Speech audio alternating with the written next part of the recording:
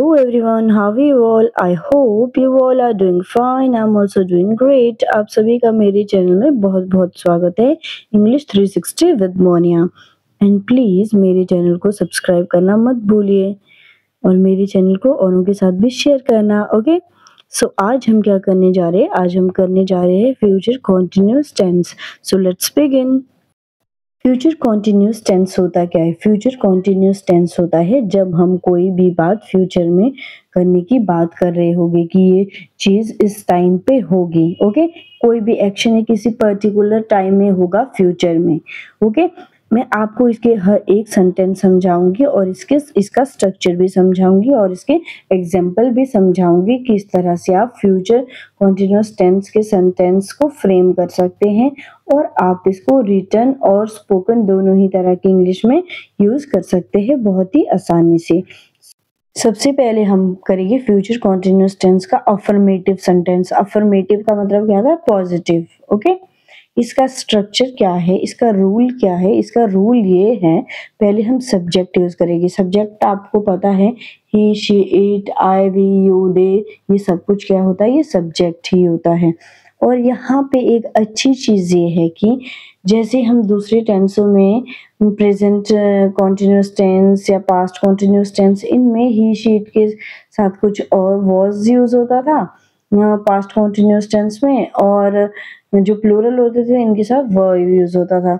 और present continuous tense में क्या होता था? इसमें हम यूज करते थे ही, शी, इट और आर यूज करते थे, है ना, और एम यूज करते थे, एम आई के साथ यूज करते थे, और ही, शी, इट के साथ इज यूज करते थे और प्लूरल के साथ आर। पर इसमें क्या है? इसमें हम सबके साथ विल बी ही यूज करेंगे। ओके, का रूल क्या है? पहले सब्जेक्ट, फिर विल बी, फिर वर्ब, ये फर्स्ट फॉर्म के साथ आईएनजी यूज होगा। ओके, तो मैं आपको इसका एक एग्जांपल भी दिखाती हूँ और कुछ और भी आपको एग्जांपल दिखाऊंगी।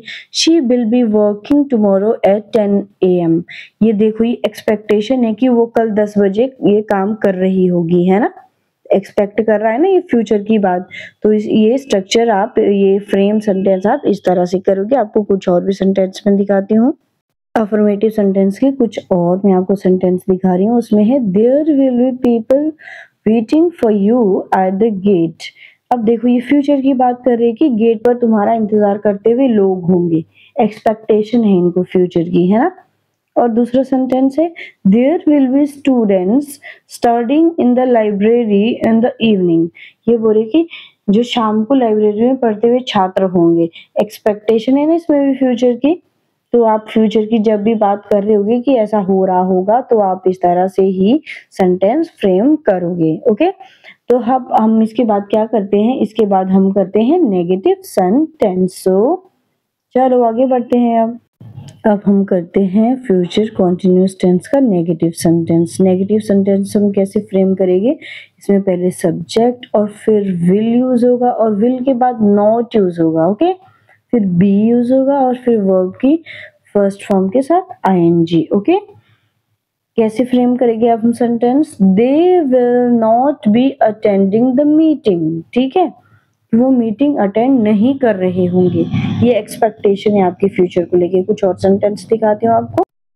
There will not be anyone working in the office at midnight। आधी रात को ऑफिस में कोई काम करता हुआ नहीं होगा। ये एक्सपेक्टेशन है कि ये सोच रहे कि ऐसा होगा कि आधी रात को कोई भी काम करता हुआ नहीं होगा।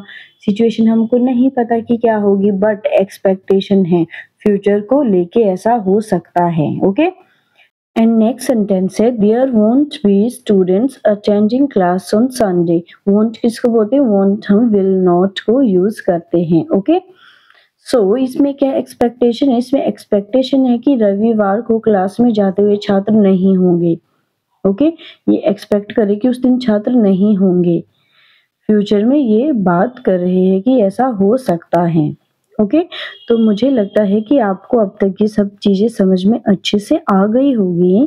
अगर आपको नहीं आई है तो आप मेरी वीडियो को अच्छे से वॉच करो, बार बार वॉच करो। अगर आपको कोई दिक्कत आती है तो आप मुझे कमेंट सेक्शन में बता सकते हो। ओके, तो मैं आपको मिलती हूँ जल्द ही नेक्स्ट वीडियो में। और आपको मेरी वीडियो को पता है क्या करना है? शेयर करना है, लाइक करना है और मेरे चैनल को सब्सक्राइब करना है। Okay, So take care. Bye bye. See you soon.